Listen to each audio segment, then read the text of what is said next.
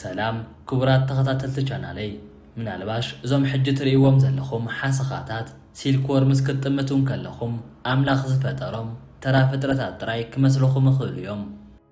እንተኾነ ግና እዞም ሓሳኹ እዚኦም ሰብ ምስ ደለየ ጠቢሱን ቀልዩን ከርሱ ዝመልኣሎም ጥዑማት መግብታት እንተደልዩ ድማ ፈቲሉን ኣሊሙን ከም ክቡር ጨርቂ ዝኽደኖም ዘደንቑ ፍጥረታት እዮም። ሎሚ ካብታ ረሓቕቲ ምብራቕ እስያ ዝኾነት ቬትናም ዑደት ክንገብር ኢና። ካብ ሓመድ ክሳብ መኣዲ መግቢ ዝበፅሕ እዚ ብዙሕ ረብሓ ዘለዎ ናይ ሃር ሓሰኻን ምስ ህዝቢ ቬትናም ዘለዎ ጥቡቕ ምሕዝነትን ክንሪኦ ኢና። ሓቢርኩም ንጽንሑ።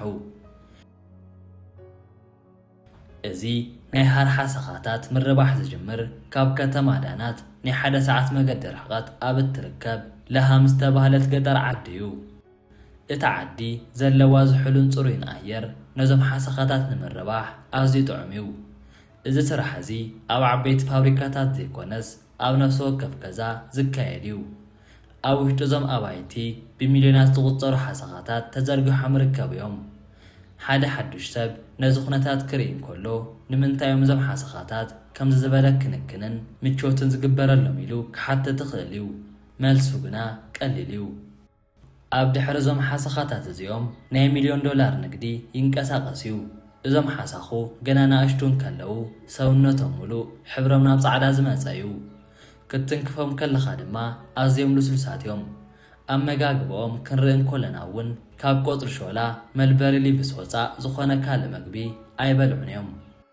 ናይ መግቢ ድሌቶም ኣዝዩ ልዑል ስለ ዝኾነ ኣብ ነፍሲ ወከፍ 5 ሰዓታት ሓድሽ ቆፅሪ ሾላ ክቐርበሎም ናይ ግድን እዩ።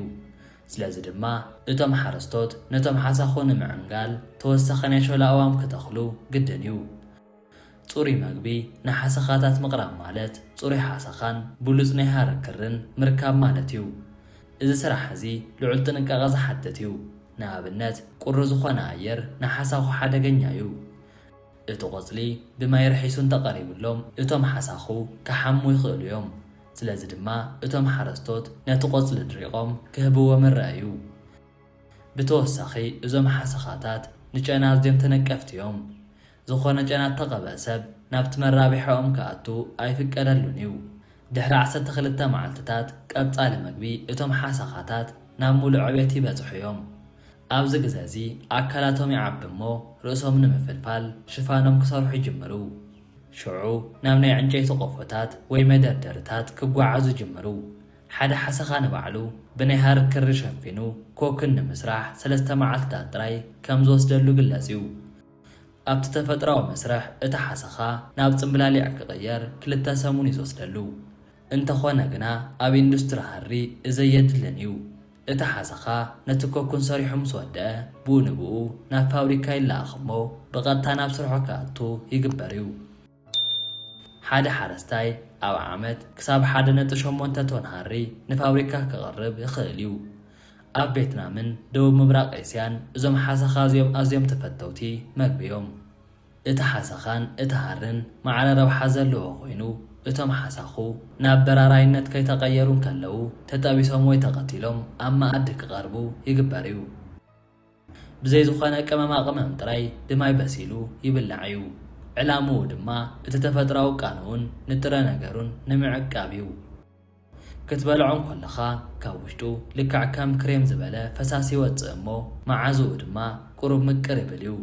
ቀፂሉ እውን ብዘይትን ብቐመማ ቅመምን ተበጢሱ ይዳሎ እዩ። ወፃእ ኣካላቱ ከም ድንሽ ዝጥበስ ቁርጭምጭም ዝበለ እዩ ዝኸውን። እዞም ሓሳኹ ብፕሮቲን ሃብታማት ስለ ዝኾኑ ንርእሲ ሕማምን ንጎሮሮ ሕማምን ከም መድሓኒት እውን የገልግሉ እዮም። ኣብ ዓበይቲ ሬስቶራንታት ቅድሚ ምቕራቦም ድማ ጽኑዕ ናይ ጽሬት ቁጥጥር ይግበረሎም እዩ። ዝተበላሸው ወይ እውን ዝጸንሐ ሓሳኹ ተፈልዮም ንምግቢ እንስሳ ከም ኣብነት ንሓሰማ ወይ ዓሳ ይውዕሉ እዮም። እቲ ካልኣይ ዓብ ረብሕኦም ድማ ንሰብ ሃሪ ምኽዳን እዩ። እቶም ኮኮናት ናብ ፋብሪካ ምስ ኣተዉ ካብ 160 ክሳብ 190 ዲግሪ ፋራናይት ኣብ ዘለዎ ፈላሕ ማይ ክኣትዉ ይግበሩ እሞ እቲ ዝፈልሐ ማይ ነቲ ሰርሲን ዝበሃል እቲ ክሪ ጣቢቑ ዝሓዘ ተፈጥራዊ ሙጫ የውፅኦ እዩ። ብድሕሪኡ ብፍሉያት ማሽናት ኣቢሉ እቲ ናይ ሃሪ ክሪ ክንትልተል ይጅምር። እቶም ማሽናት ነቲ ክሪ ኣብ ዓበይቲ መጥረቕታት የጥለቕዎም እሞ ኣብ መወዳእታ እቲ ክሪ ጸርዩ ንጨርቃ ጨርቂ ድልው ይኸውን ማለት እዩ። ኣብ ቬትናም እዚ ስራሕ እዚ ኣብ ሓደ ዓቢ ፋብሪካ ተሓፂሩ ተረፈ ዘይኮነስ ኣብ ነፍሲ ወከፍ ገዛ ስለ ዝካየድ ተፈላጥነት ረኺቡ እዩ።